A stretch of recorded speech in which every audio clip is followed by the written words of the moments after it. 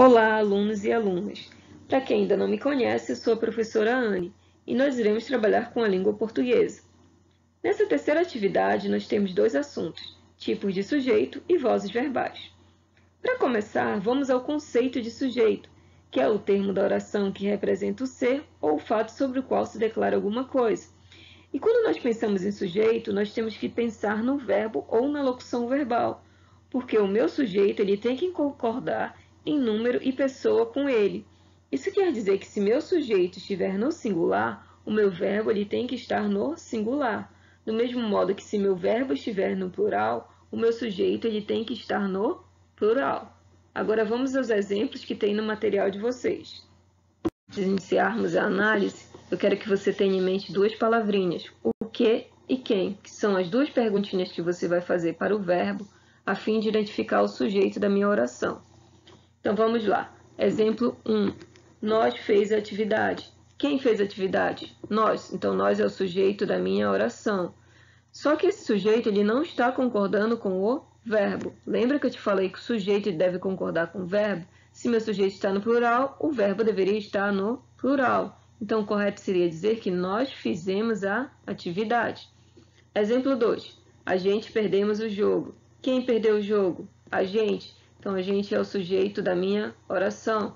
Outro problema, sujeito singular, o verbo deveria estar no singular. Então, o correto seria dizer, a gente perdeu o jogo. Exemplo 3, faltou duas questões. O que faltou? Duas questões. Duas questões é meu sujeito. Sujeito no plural, verbo no plural. Então, o correto seria dizer que faltaram duas questões. Antes que você dê continuidade ao seu estudo, eu quero que você leia os conceitos dos tipos de sujeito que estão no seu material. Depois você volta aqui nos exemplos. Vamos lá. Primeiro exemplo. Alguém te perguntou como foi seu dia? Você tem aí um sujeito simples. Basta você perguntar para o verbo. Quem te perguntou? Você tem lá demarcada a palavra alguém. Somente uma palavrinha principal, somente um núcleo, então eu tenho o sujeito simples. O que caracteriza o sujeito simples? Só um núcleo, que pode ser um substantivo, um pronome, um numeral, um verbo, uma palavra substantivada ou toda uma oração. Nesse caso, eu tenho o pronome alguém. Exemplo 2. Gosto muito de te ver, Leãozinho. Eu tenho aí o sujeito desinicial, também conhecido como sujeito oculto. Nesse caso, o sujeito ele não aparece na frase, mas você consegue identificá-lo pela terminação do verbo. Quando você perguntar ao verbo, quem gosta muito de te ver? Você vai obter como resposta eu, que é o sujeito da frase. Se fosse, gostamos muito de te ver, Leãozinho, mesma coisa. Não ia aparecer, mas você ia conseguir identificar pela terminação do verbo. Gostamos. Quem é que gostaria? Nós. Então aí eu teria o sujeito desinicial também. Exemplo 3. Falaram mal de ti. Tem aí um sujeito indeterminado, que é aquele sujeito que ele existe, mas não se quer ou não se pode identificá-lo na frase. Quando você diz que falaram mal de ti, você tem aí o verbo na terceira pessoa do plural, que é uma das características do sujeito indeterminado.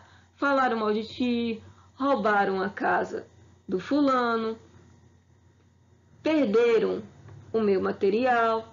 Em todas essas situações, você não consegue identificar quem é o sujeito. Você sabe que alguém fez a ação, só não consegue identificar. Sujeito indeterminado. E uma das características é o verbo na terceira pessoa do plural, sem que haja nenhuma menção anterior.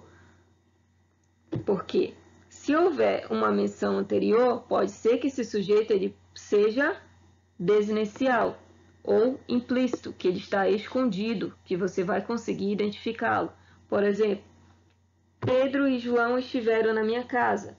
Ponto. Comeram toda a minha comida. Quem esteve na minha casa? Pedro e João. Sujeito da minha primeira oração, consigo identificar.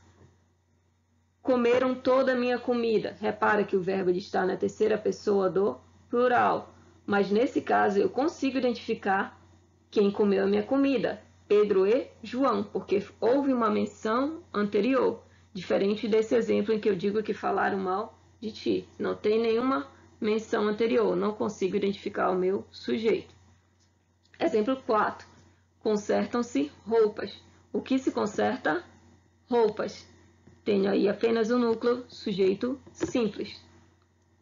Exemplo 5. Tanto a felicidade como a tristeza são estados de espírito.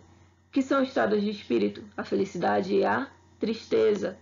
Duas palavrinhas principais, dois núcleos. Se eu tenho dois ou mais núcleos, eu tenho um sujeito composto.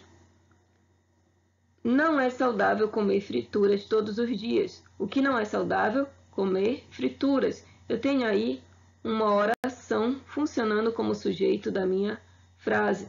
Se eu tenho uma oração como sujeito da minha frase, eu tenho o que nós chamamos de sujeito oracional. E o que significa que tem uma oração? É porque eu tenho um verbo, nesse caso o verbo comer. Se eu tenho sujeito representado por uma oração, eu tenho sujeito oracional. Outro exemplo, precisa-se de balconista, e você tem a classificação desse exemplo como sujeito indeterminado.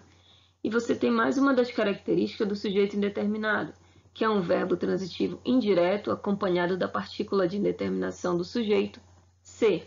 Como assim, professora? O que é mesmo o verbo transitivo indireto? Bom, o verbo transitivo indireto é aquele que precisa de complemento, com preposição, de, para, com, em. Por exemplo, quando eu digo creio, quem crê, crê em algo. O em é uma preposição. Creio em Deus, por exemplo. Quando você diz que você crê em Deus, você tem um verbo que precisa de complemento acompanhado de preposição. Esse verbo é denominado de verbo transitivo indireto. Do mesmo modo, se você diz eu gosto, quem gosta, gosta de algo. Então, eu tenho aí um verbo transitivo indireto, que é um verbo que precisa de complemento acompanhado de preposição. Gosto de chocolate, por exemplo. Então, verbo mais preposição, tenho verbo transitivo indireto. No exemplo, quem precisa, precisa de algo. Mas nesse caso, eu tenho um verbo que está no singular, terceira pessoa do singular, acompanhado do ser. Só que se você fizer as perguntinhas, quem precisa de balconista? Eu sei que alguém precisa, mas eu não consigo identificar. Então, eu tenho aí o sujeito indeterminado.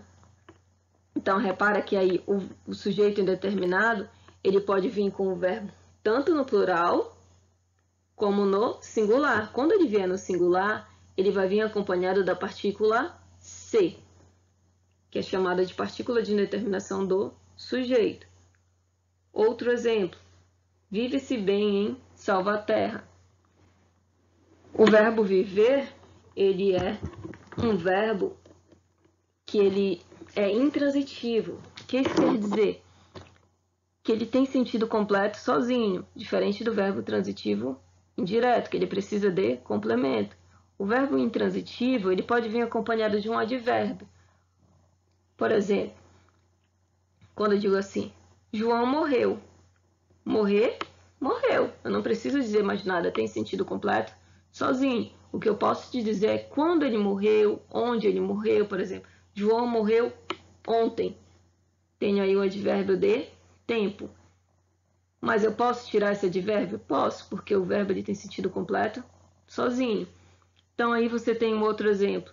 Vive-se bem em Salvaterra. Quem vive bem? Não consigo identificar. Então eu tenho aí outro exemplo de sujeito indeterminado. Verbo na terceira pessoa do singular mais o ser. Então, quando aparecer o verbo na terceira pessoa do singular, um verbo transitivo indireto ou um verbo intransitivo, você tem aí o sujeito indeterminado. Se ele vier também na terceira pessoa do plural, sem menção anterior, sujeito indeterminado. Vamos ao outro exemplo. Havia poucos alunos com dúvidas. Quando tiver um verbo impessoal, por exemplo, o verbo haver com o sentido de existir, basta você trocar. E esse verbo ele vai vir sempre no singular. Havia poucos alunos com dúvidas. Existiam poucos alunos com dúvidas. Então, eu tenho aí uma oração sem sujeito. O verbo haver com o sentido de fazer. Há mais de um ano estamos vivenciando uma pandemia. Faz mais de um ano que nós estamos vivendo uma pandemia. Então, eu vou ter oração sem sujeito quando eu tiver na minha oração verbos impessoais, quando tiver o verbo haver com o sentido de existir, quando tiver o verbo fazer indicando tempo decorrido, e quando eu tiver também verbos que indicam fenômenos na natureza, chover, nevar, trovejar, relampejar. Quando eu coloco ali no meu exemplo choveu hoje, eu estou me referindo ao fenômeno da natureza, então eu tenho oração sem sujeito. Mas quando eu digo que choveram bênçãos nos fiéis e coloco ali para ti que é um sujeito simples, isso acontece porque, nesse caso, quando eu falo em chover bênçãos nos fiéis, eu não estou me referindo ao fenômeno da natureza, eu estou usando o verbo no sentido figurado. Então eu tenho aí o que choveram? Você vai obter como resposta bênçãos. Se só tem um núcleo, eu tenho aí sujeito simples. Então, repara bem, se você tiver um desses verbos que indicam o fenômeno da natureza no sentido figurado, você vai procurar normalmente sujeito. Faz lá as perguntinhas o que e quem e tenta encontrar o teu sujeito e depois classificá-lo. E faça a concordância verbal adequada. E por fim, último exemplo, meus cachorros e gatos vivem aprontando. Sujeito composto. Quem vive aprontando? Meus cachorros e gatos. 2 núcleos, cachorros e gatos. Outra vez desarrumaram a casa. É aquele exemplo que eu te disse. Se houve menção anterior, não posso dizer que eu não consigo identificar quem desarrumou a casa. Nesse caso, por mais que o verbo esteja na terceira pessoa do plural, eu tenho uma menção anterior. Quem desarrumou a casa? Os cachorros e os gatos. Então, eu também tenho aí um sujeito implícito, que é aquele sujeito que está escondido. Sujeito implícito na minha frase. Bom, alunos, eu espero que vocês tenham compreendido. Qualquer dúvida, vocês podem me procurar no WhatsApp. Bons estudos!